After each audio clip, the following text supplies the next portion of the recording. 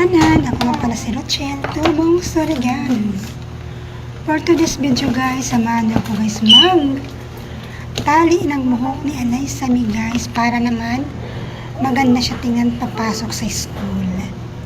So ayan na nga guys, sinuklay ko na yung buhok niya guys, at humanap na rin ako guys ng mga gandang ipit na pwede kong ilagay sa ulo niya guys. Ayan na guys, sinimulan ko na pala guys. Inuuna ko pala guys yung left head at nilagyan ko guys ng rubber band. Sinunod ko naman guys yung right head. Nilagyan ko ulit guys ng rubber band. Sinuklay ko pala siya guys. Kulay blue pala yung aming suklay guys.